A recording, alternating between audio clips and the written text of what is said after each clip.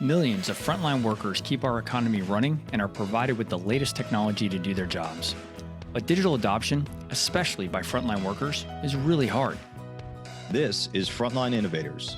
We explore how to overcome challenges and achieve success when we empower our essential workers. I'm Justin Lake. And I'm Gene Signorini. Together, we speak with experts who are leading the way and driving digital transformation to the front line.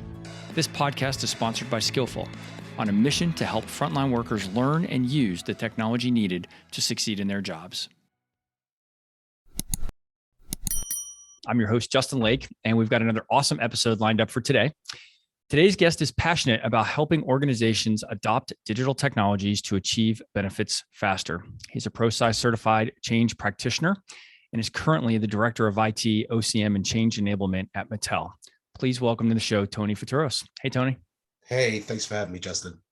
So glad you're here. And I'm glad I get to ask you the question, what do you see as the biggest challenge facing the deskless workforce today? Well, it's interesting because it's the same challenge we're all facing. It's really about capacity, right? Things are changing so much, so furiously, that as individuals, we're all trying to deal with not only the changes that are occurring in work, but also the changes that are occurring, within our individual lives.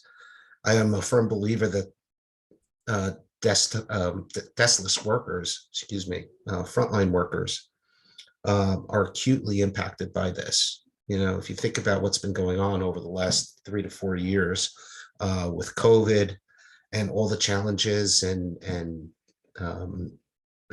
labor market changes that occurred as a result of that. And then as we kind of came through that and we've kind of entered this new reality, the country has now changed as well. So there are significant challenges just in terms of inflation, that sort of thing. So unlike, we'll call it the workers that are not deskless, who maybe are working in a hybrid or remote situation, the frontline workers really are in roles that don't afford them that opportunity. So I think they're feeling that a lot more acutely. So change capacity I am seeing is really the challenge that we're having, particularly with that group of people. Yeah. You just mentioned this whole conversation about knowledge workers and remote work or hybrid work environments and stuff like that. And if I see one more freaking post on LinkedIn about people talking about Zoom fatigue and questioning hybrid work and all this other stuff, it's driving me crazy because it leaves out the overwhelming majority of the workers in the economy aren't having that conversation. And so truly, it's literally 20 or 25% of the workforce is sitting on LinkedIn bitching about, hybrid work environments or whether they should have to go back to the office or not. And it just seems so, I'm not saying it's not a legitimate question to ask. It just seems like, my goodness, every minute that we're talking about that stuff, we're not talking about the fact that the men and women on the front lines don't have that luxury. Right. No, completely understood. I mean, I kind of look at it as everyone's got a different set of issues, right? For the folks that are maybe in remote and hybrid situations, they may be more acutely feeling the pinch of home life, right? Which we know a lot of people were really trying to surf their children. I literally have 2 dogs laying right next to me as we're talking. Yep. So I think there are unique challenges associated with that group, but I think the frontline workers in particular have really gone through a significantly challenging period. So when it comes to change management and introducing technologies, I just feel that uphill battle that the frontline workers are facing, that slope is still pretty steep right now. Yeah.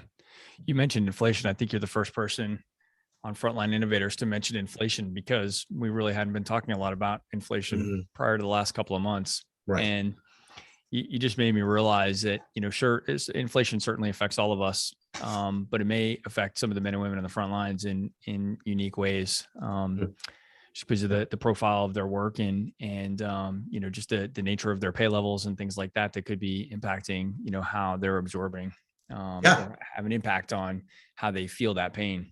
Absolutely. I mean, it's definitely influenced the approach that I'm personally taking, as well as my team, when it comes to these groups, because um, in many roles that I've played throughout the years, I've supported um, groups of people that kind of in that deskless environment, remote, on the go, or front facing to customers and clients.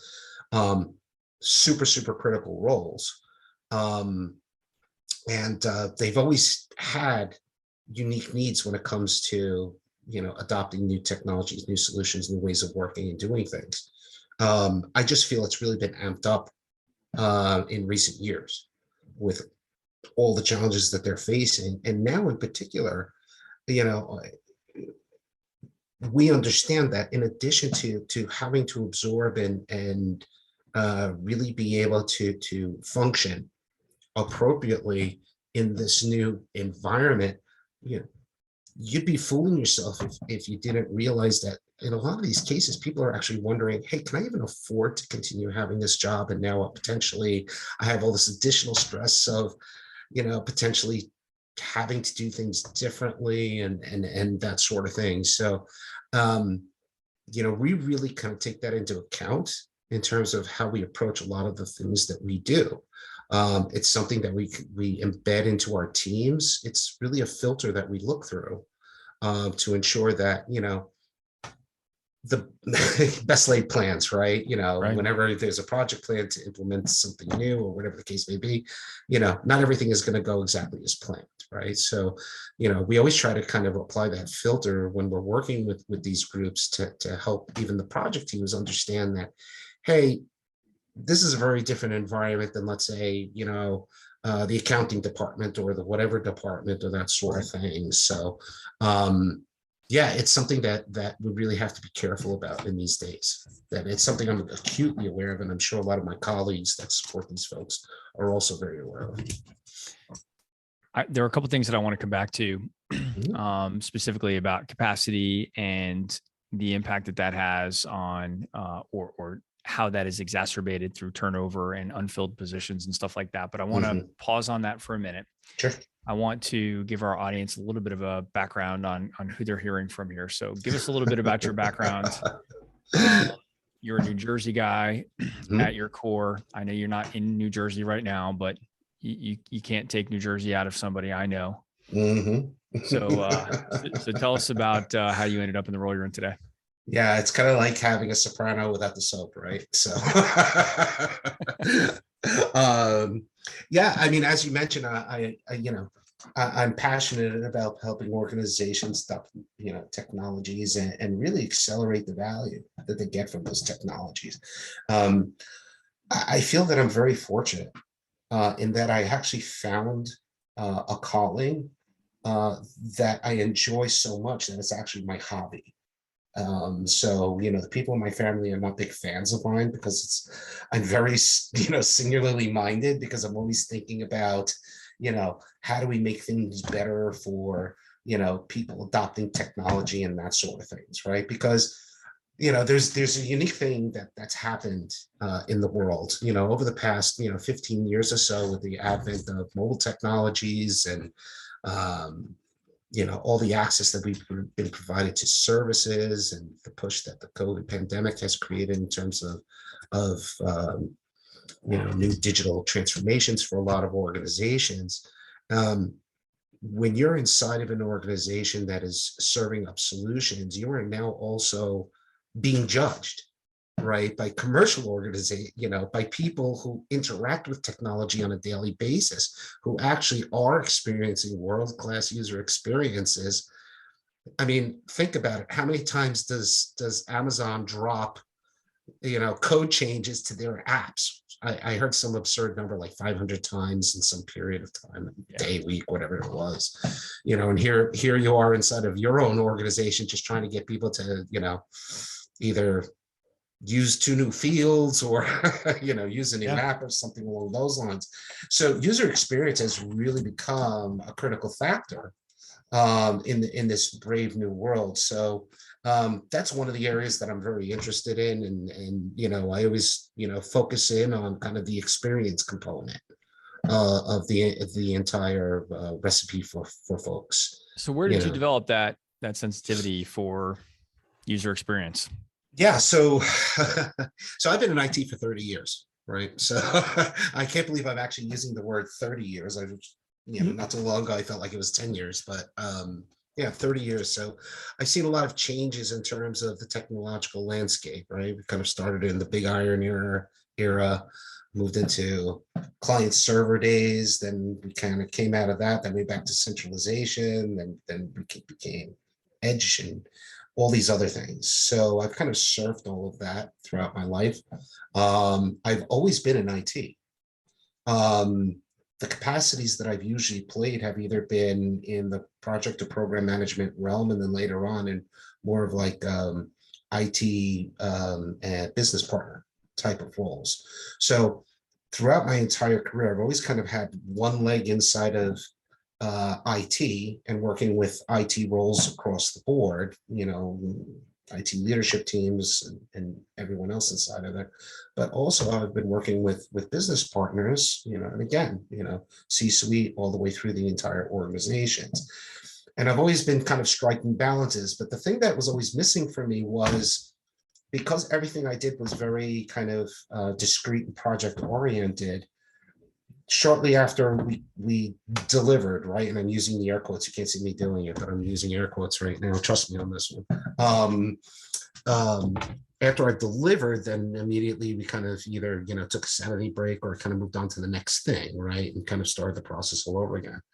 So the element that I was really missing was, how did this actually play out, right? Because the value doesn't start until after delivery, and it doesn't really matter what level of adoption is required on the project. It could be even like moving your data center into the cloud, right? Which we probably don't need too much adoption around, but you don't get that value until the move is done. And it's the same thing with these, right? If you're deploying a new technology, a new capability, whatever the case may be, the business doesn't start to get that until it starts to get used.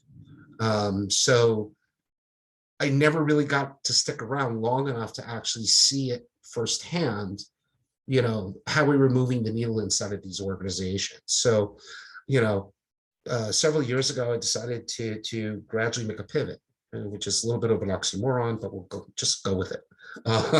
So I recognized that organizational change management and change leadership in general was kind of the practice that really allowed me to be a part of it from the genesis, from almost ideation in a lot of cases, all the way through to not only delivery, but staying with, the impacted organizations that are now trying to actually get the value of all these technology investments, which was really the part that was lacking. So, I had shifted my career kind of away from kind of the harder core, delivery disciplines and focus more on change management. It's interesting though, because, as part and parcel of that journey, and I kind of landed there, and I've been practicing now for a number of years. My IT background, project management background, and now, the expertise that I've developed in change leadership, I've realized that, like a lot of other professions rather, we're kind of like doctors. All of us have general practitioner skills, right? Like we know how to take temperatures, read blood tests, all that other fun stuff. But I have a lot of colleagues that, in the industry where, for example, they don't have as deep an IT experience as I do. Maybe they've delivered the solutions, but they've never actually been part of an IT organization. Or they're coming in from the human resources side of the house, so their focus is predominantly culture shifting and that sort of thing. So for me personally, the niche that I've kind of landed on is that laser focus on technology adoption. So I kind of I take almost like a startup kind of view of this, right? Because I'm always looking for those early adopters. I'm trying to get it to the majority after that. And I'm trying to go after the late bloomers. And the way I think and the way I act is more like the folks that are trying to run a startup than probably more your traditional change practitioners. Yeah. You said something, value doesn't start until after delivery. And I'm curious to get your take on how you define the after delivery. And I don't mean to be snarky about it, just in that, because delivery is not, somebody said something to me recently, it may have been on the podcast, that there's a difference between installation and implementation, where installation is the physical aspect of getting everything deployed and hooked up. But then the implementation requires adoption. And that really struck a chord with me. So Absolutely. I'm curious to get your take on that. What does it mean to be considered post delivery? Absolutely. I'll tell you what I tell every single person in the C-suite. Before the magic go live date, you're spending extra money, but still doing the same thing. After the go live date, you stop spending all that extra money, and then you're realizing the benefits that you're trying to achieve. So you're either saving money or making more money. It's as simple as that. So that's how I kind of flip the script on everybody. I don't get them thinking about our tactics and techniques. I get them thinking about the impact of the business. Yeah. And then you kind of see the light bulbs go off when you just position it that way. See, this is interesting. The way you answered that question, I think is important, because what it tells me is, or validates something I believe to be true, which is that many times the C-suite doesn't really understand the difference between installation and implementation, right? Whether you use those terms or have some other way to describe the readiness of use of that new technology. So they have probably been a part of making the decision to make significant investments in this new technology to get some transformative benefit to the business. But then it seems like all the focus has been on which tech, how much tech, which brand names, all of that kind of stuff. What's the budget? And then the human adoption side of that is just like, oh yeah, well, everybody's just got to use it, right? It's just going to kind of happen, right? Yeah, that's right. We know that that's just not true. So it sounds like you're finding that in the organizations that you've worked around, that you've had to be a part of persuading other members of the leadership team that, listen, this isn't just going to happen automatically. Yeah, I mean, luckily, I don't find that I have to persuade too hard. People kind of inherently get that. What I am finding is you kind of have to manage expectations more about the pace of how you'll gain the benefits or realize the value that you're looking to. That's a good clarification. Okay. That's really where I actually do spend a lot of time, and actually a significant amount of work while working with the CIOs and other IT leaders, and again, I'm talking very generically across the path, many past lives. I've had more than a cat, I think.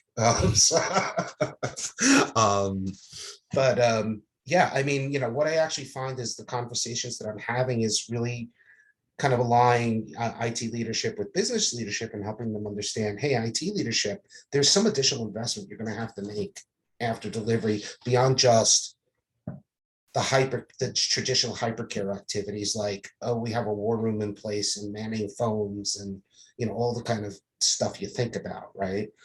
There's probably additional investment in terms of supporting, for example, usage, maybe even in reporting, because a lot of times a lot of the solutions may not necessarily have a very straightforward way of kind of looking at system use, right? That sort of thing. So it's managing their expectations to say it ain't over until it's really over. But on the flip side, with the business partners, the conversation is really about, let's manage your expectations, right? People are not going to magically all of a sudden just go, oh, of course I know how to use all these things. Of course I understand the differences. Let me just get right on that. I'll see you at the end of the day, and you can have your whatever it is, $100 million in savings.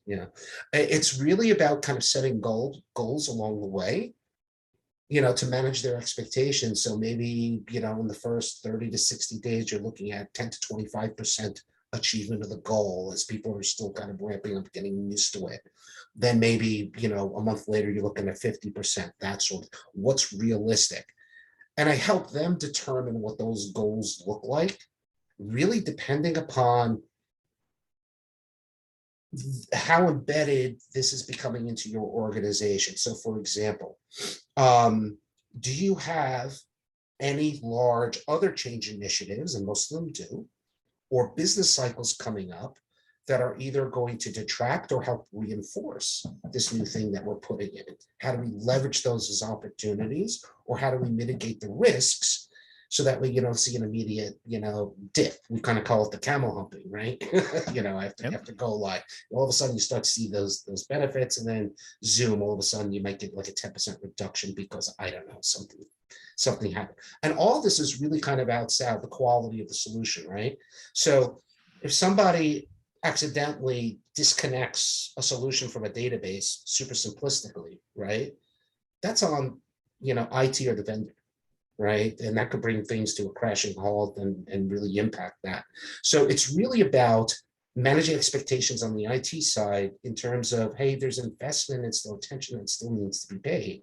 And on the business partner side, it's about being realistic about how are you going to grow into the goals? How what are the expectations? And a lot of them love that because it actually helps prepare, even like a lot of times if they have to talk to the street or something like that, and they really want to talk about something like this, it kind of gives them a little goalposts to check as they prepare for those conversations. Did we really do that? Oh, okay, we're going to talk about it. Okay, good to go, kind of a thing. So it's really about that balancing that conversation, really kind of giving that framework and that way of thinking about it, but also helping people understand what they're really accountable about.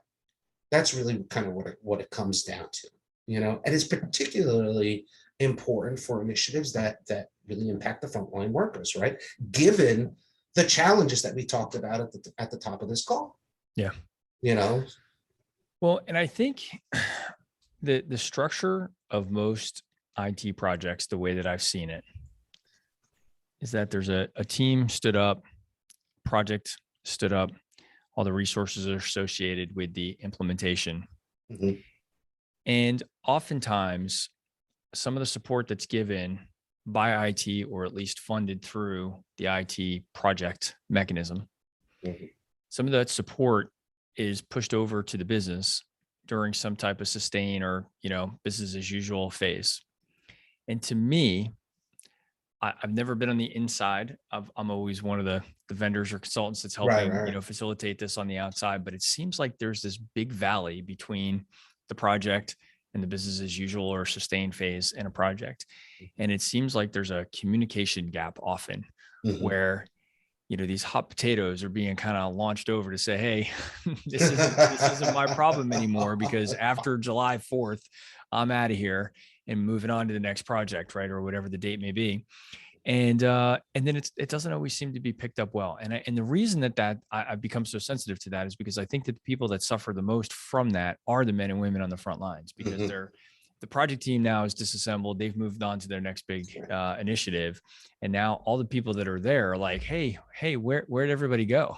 Right. Well, what are your thoughts on that? I mean, do you see that in the organizations that you've been a part of? Do you see that same thing? Have you come up with any ways to mitigate that, if you have? Yeah, so that's kind of the garbage that you're talking about, exactly the kind of stuff that I we're really there to help avoid, right? Because like I said earlier, we really take an experiential perspective about it. So a big part of what we do really kind of focuses on continuity of experience throughout the process, right? So, I'll talk tactics for a few minutes, right? So when I talk about continuity of experience, particularly for the folks that are impacted by a lot of these initiatives, what we try to do is rather than have these, couple of large peaks of a flurried activity where it's like, oh, we have to have a town hall and we're going to do, these big presentations and put everybody to sleep for an hour and a half, as we talk about, all the bits and bytes of what we're doing and that sort of thing. What we do is actually kind of smash that down. Given the sensitivity of what I had described, and this is particularly important for the frontline folks, we really kind of start messaging all the way at the beginning, but we also manage expectations about it. And we tell them best laid plans. You have to be comfortable with uncertainty, because the things that we're talking about today are 6 months, a year out, Things could change for a bunch of reasons. So what we're actually doing is we're pulsing you. We're making you aware of it. We're bringing you up to date throughout the process. Okay. This is our current plan. We'll provide you updates. So what we're actually doing is kind of peeling off some of the uncertainty, which actually does create some of that capacity for people, right? Because what freaks them out the most? I don't know or I don't trust, right? So we're telling them up front. We're being super transparent about these things. This is the plan. Chances are things are going to change for a whole host of reasons, okay? But we're walking and telling you we have a plan. Our process is managing the plan. We're going to keep you up to date, okay? We're not going to bombard you with things. We're not going to, give you tons and tons of things that you need to read. No, we're just going to keep you up to date. These are the points in the process, regardless of whether the time slots move around, a month, a year, whatever the case may be. You're probably going to have to, you might be involved in some testing or something like that. You're probably going to have to get trained on it. And then after that, we're coming up with a support process for you. So that way, once the project team does go, this is kind of how you get the help. And we're going to give you the names of the people that will help you and that sort of thing. So what we do is kind of smash things down, spread it out across the life cycle. Okay. And we're giving them manageable information according to some of the best practices that we've identified and implemented that have actually proven very effective, particularly for frontline worker folks. So just in terms of tactics and kind of addressing that valley, we're already smoothing out that valley because we're smashing it down and spreading it across from inception all the way through to way after go live and adoption. Now, what's the key from a tactical perspective? Particularly for the frontline workers, it's making sure their direct managers are part of that process, right? How do you get to their managers? You go to their bosses, So now we start getting into the importance of organizational alignment, right? Making sure that you're building in this two-way, engagement. I don't even call it communications because again, I view communications as a tactic, but I'm talking about purely engagement and making sure that everybody stays aligned as we kind of move through that process. So we actually do spend a significant amount of time putting in those touch points, and building out those roles for those folks very, very early on, to make sure that we can go ahead and pulse things. For a lot of frontline workers, they don't have access to things like emails and that sort of thing. Right. So what do? You have to rely on the manager, in a lot of instances, or print materials or whatever. It depends on the work environment, right? So I think you're spot on there, Tony. And I think it raises, it helps me understand the importance of frontline leadership for the success of transformative initiatives like this. We've seen this in our business, in my day job, as I call it, and we've also heard this a lot on the podcast. I think there's been an extreme focus on transformational initiatives in the C-suite and down on the front lines, those men and women that are impacted.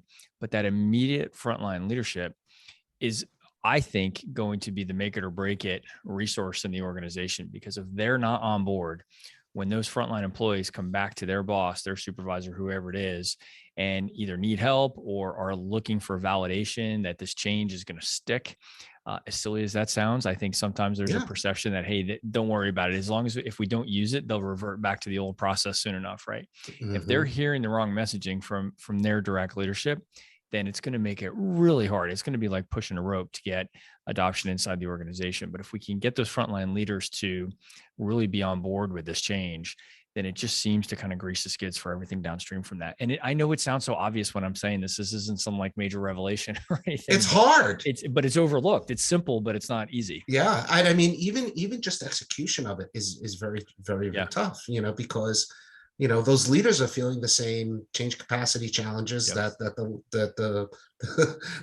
their teams are feeling. So, again, from a tactics perspective, overarchingly, that engagement really becomes super high touch and actually becomes a lot of work because of the lack of multiple other channels that you might be able to use, I hate to say email because I mean, it's not 1995 anymore. Who sends Yeah. emails, right? But kind of the ability to do virtual town halls or global, or use your intranets or whatever other, channels that you do have, you get very limited, once you start to get into the front line, very limited because of the nature of the work that's done. Right. So you have to be very, very targeted, methodical, and you really have to rely on that leadership alignment all the way through to, the individual employee to make sure that the message is not only getting there, but that it's consistent. You have to. It's another big thing. You have to make sure that you're protecting against the old game of telephone, right? So from Right. what you say to the director, to the senior manager, to the manager, to the store manager, to the, all the way down, so you have to make sure that there's consistency.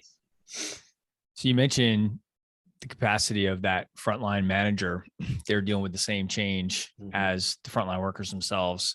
And that's probably a good segue to go back to a point that you were making earlier that I wanted to pawn for a little bit more here, which is that one of the other things, and we've seen this change just in the year that we've been doing this podcast, is the turnover in frontline worker roles has been just profound over the last 6 to 12 months. And many positions are left unfilled. So now we have kind of the volume of change that's impacting all of us at all various levels throughout the organization. But what we're seeing really with frontline workers is that not only are they impacted by all this change, but they may have vacancies in positions adjacent to them, which means that they're trying to fill in, or that supervisor or manager that you and I were just talking about, they're making field service calls. They are running routes. They are working the store floor, right? Whatever that, work environment is, they're probably actually doing also the job that they are there to actually lead, because they're probably down a few headcount and they're trying to fill in some of the gaps. And I think about people in your role where it's like, yeah, you still have to get this change implemented, but these people are already at max capacity. How do you handle that? How do you find some balance between, driving them insane, at the risk of just overwhelming them with more change than they can handle, but still trying to get things, done for the business? It seems like it's hard to find the right balance. Yeah, no, absolutely. So, I take a very risk-based approach to these things. So, which means that I focus less on the condition and more on the impact that it can have on the thing that we're trying to accomplish. That's kind of where my North Star is in these situations. So if we see that we have, I'm dealing with this right now, we have certain initiatives that with people who have limited capacity and key roles, so these become tough conversations kind of at the leadership and project levels, because now it's okay. This is going to kind of fill the capacity cup for a lot of these people. They're already kind of at their break points. They really can't. So that means that you can throw them in there, but they're not going to do it well, if at all. Right. Or, so what is the impact to that? The impact now becomes, hey, we're going to, run this train down these rails. And then guess what? Once we get to the Santa Fe overpass, guess what? The rails are missing. Kind of a situation to paint pictures. So, because we're having the conversations now, we can take steps to mitigate some of that. So some of the mitigation steps we can have. What about temp hires? How do we backfill that? How do we can we reorganize certain things in the name of the initiative of the project that we're trying to, whether it's temporarily or in some cases permanently? When I talk about taking a risk-based approach to things, the fact that we kind of go in with this, like I had mentioned, more of kind of a spread out approach to things to kind of normalize some of those peaks and valleys and get people more comfortable with uncertainty. The reason why we can do that is because our approach already kind of pulls these conversations, and we look for these things up front. It's part of our analyses. It's part of our kind of teeing these things up. I mean, we do look across the organization and we say, hey, what else are we going to be, challenged with over the course of this thing that we're trying to do? What are our busy business cycles? What other special things are happening? That sort of thing. We have these conversations up front so that we can front load everyone's expectations and say, this is what you're going to face. This is the likely outcomes. Want to roll the dice? Go for it. Or, let's, in certain areas, can we invest to help these people, right? How can we help these people? 9 times out of 10, the folks that we're after are the folks who have the tribal knowledge. Right. They're the vested folks. They are the, Yeah. but unfortunately, a lot of these folks, because they're the tribal leaders, let's call them, the ones who actually know how everything works in the store or in the DC or wherever the case may be in the hospital, they're also the ones that the operations rely on the heaviest, Right. So how do you kind of split that, So a lot of times you can, like I said, if you decide to do backfilling, you could do shadowing, reverse shadowing to quickly bring up, backfills up to speed to kind of handle the operations. You might have to maybe double it up. I mean, there's lots of recipes you can take to it that's really unique to the individual situation. But what I am telling to your listeners, whether they're, leaders, practitioners, whatever the case may be, look for the stuff up front. I mean, that's my golden takeaway from this. Take a risk-based view of these things. Think about what the impacts are going to be up front. Look for it. Don't let it find you. Because if it finds you, particularly with the situations that I described earlier, it's really, really going to dampen how much an organization can really get value out of the investments that it's making. Yeah. Value doesn't start until after delivery. Some smart That's guy right. I know said that early, about 30 minutes ago. Really give him my number.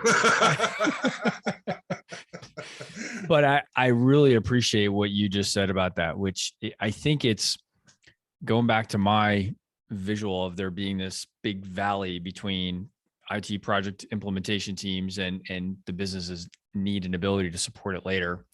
I think the sooner we can bring all the stakeholders together, and I know I'm preaching to the choir here, talking to a change management professional. Yeah.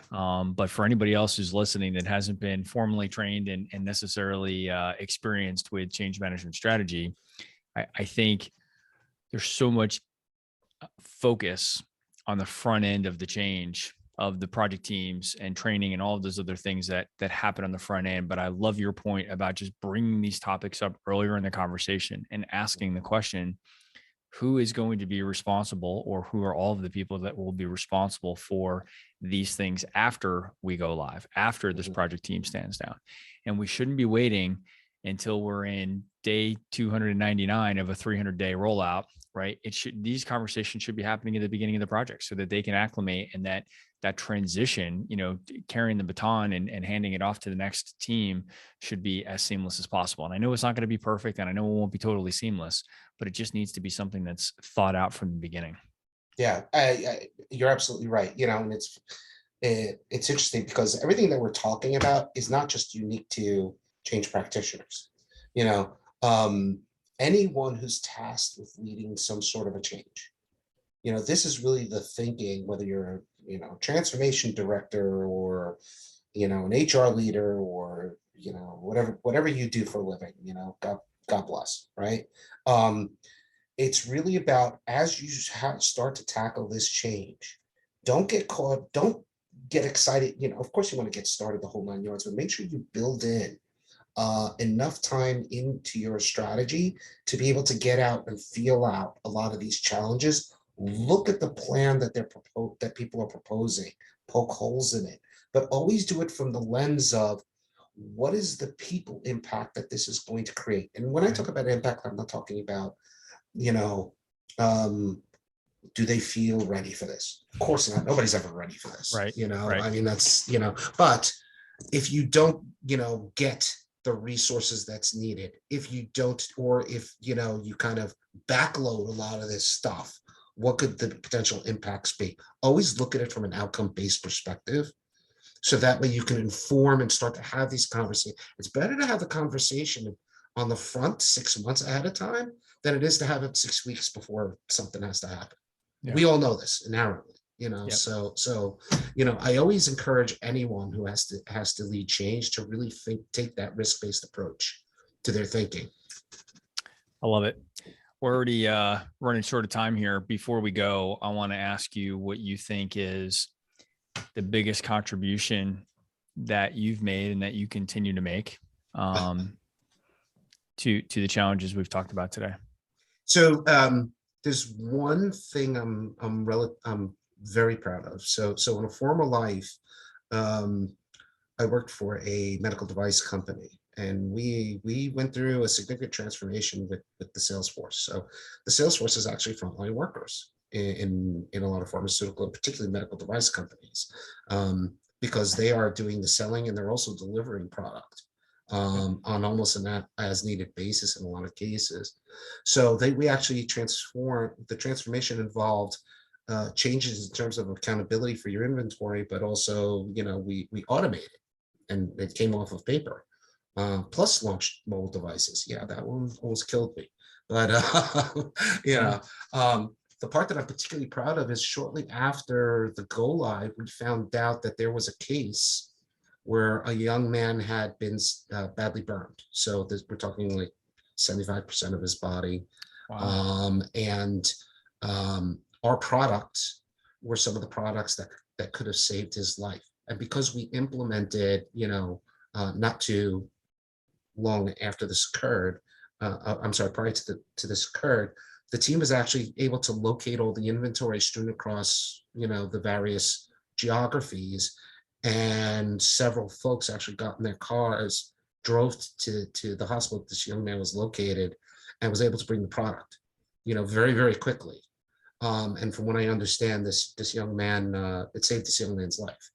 So that's something that I'm particularly proud of. And I am going to caveat that by saying I've heard 3 different versions of the story, because a lot of this was hearsay. But I heard it from 3 very credible, reliable sources. So I'm very proud of that. It's stuck with me for many, many years. And I apologize. I get very emotional when I talk about that story. What was the second part of your question? That's really it. And I can tell, by the way, and I love that you shared that. And I think really it raises a really good point, Tony, when you share that story, that the things that we're talking about, sometimes they seem small, rolling out new technology for inventory tracking, or like the example that you just talked about. These things may be the primary motivation for them, may be big corporate objectives, and those are the reasons that these projects get funded. But the way that things like this permeate out into the human aspect, that's really what it's all about. That's what the show is about. That's what I spend a lot of time, during my work day, is really focusing on the people side of change. And I'm a technology geek. I love the concept of automating things and bringing new technology to into fruition here. But at the end of the day, what we talk about here is the impact that it has on people. Your story was a great one. All of the stories that you've shared today, and I really appreciate you sharing them with us. Thank you, Justin. I really appreciate the opportunity to speak with you today. Excellent. Well, we got to wrap it up there. So to our audience, I hope you've enjoyed this conversation as much as I have. And, I'm always harping on this. So just go ahead and do it. Would you just go and rate the podcast? 5-star ratings help ensure that it gets promoted to other professionals like you that are innovating on the front lines. This podcast is sponsored by Skillful, the mobile digital adoption platform for deskless and frontline workers. Visit the website at skyllful.com. And we're always looking for new guests on the show. We've had a few of our guests recommend other future guests. So Tony, no pressure on you, but we are always looking for other guests on the show. So if you know somebody that would be a good fit, or you out there in the listening audience, we'd love to hear about it. Make an introduction on LinkedIn, and we'll get them on the show. Tony, thanks again for your time today.